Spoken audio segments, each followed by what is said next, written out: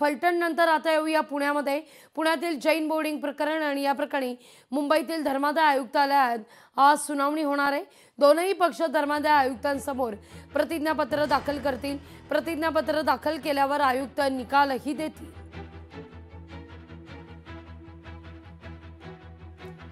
Jain boarding जमिनीच्या प्रकरणाची पुढील सुनावणी आज होतीये। मुंबईतील धर्मादाय आयुक्तालयात ही सुनावणी होईल। दोनही पक्ष धर्मादाय आयुक्तांसमोर प्रतिज्ञापत्र दाखल करतील। या सगळ्याविषयी अधिक माहिती घेण्याकरता थेट जाऊया आपल्या प्रतिनिधी भाग्यश्री प्रधान आचार्य यांच्याकडे। भाग्यश्री, आज पुन्हा एकदा या सगळ्या प्रकरणी सुनावणी होतीये। विशेषतः या सुनावणीमध्ये दोनही पक्ष धर्मादाय आयुक्तांसमोर प्रतिज्ञापत्र दाखल करतील। नक्कीच हे जे जैन हॉस्टेल आहे हे अत्यंत जुनं हॉस्टेल आहे। इथे जैनांचं मंदिर देखील आहे। ज्यावेळेला व्यवहार झाला त्याच्यानंतर प्रचंड राजकीय वातावरण देखील ढवळून निघालेलं पाहायला मिळालं।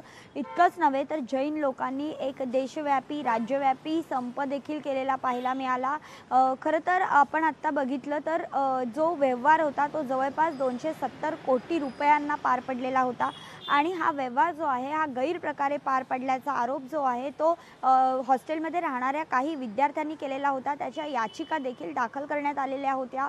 यानंतर आता जर बघितलं तर 2 ते 3 सुनावण्या पार पडल्या। मागच्या सुनावणीमध्ये आपण जर बघितलं तर गोखले जे आहेत, ज्या बिल्डरला हे विकलं होतं डेव्हलप करण्यासाठी हॉस्टेल आणि आजूबाजूची जागा, त्या गोखले बिल्डरनेच यामधनं माघार घेतली। एकंदरीतच आपण जर बघितलं तर मुरलीधर मोहोळ आणि रवींद्र धनगेकर यांच्यामध्ये देखील या एका जागेवरनं वाद रंगलेला पाहायला मिळालेला होता आणि आत्ता सध्या आज त्याची पुन्हा एकदा सुनावणी जी आहे ती अमोक कलोती जे आहेत धर्मादाय आयुक्त यांच्या समोर पार पडणार आहे। आज जो राखीव ठेवलेला निकाल आहे तो हाती येणार आहे।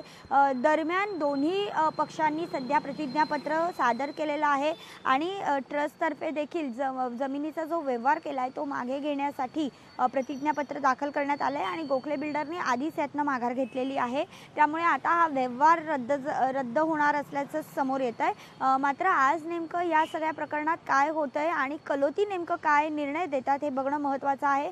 त्याचं कारण ज्या वेळेला कलोतींकडे 28 तारखेला ही केस झाली त्यावेळेला कलोती यांनी जे ट्रस्टचे वकील आहेत योगेश पांडे यांना देखील चांगलंच सुनावलेलं पाहायला मिळालं।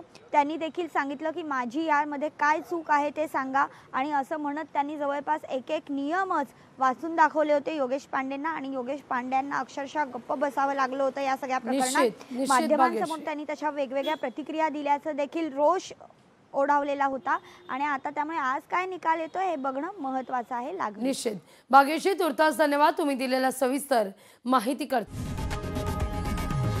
लोकशाही मराठी ऐका, पहा, जागरूक रहा।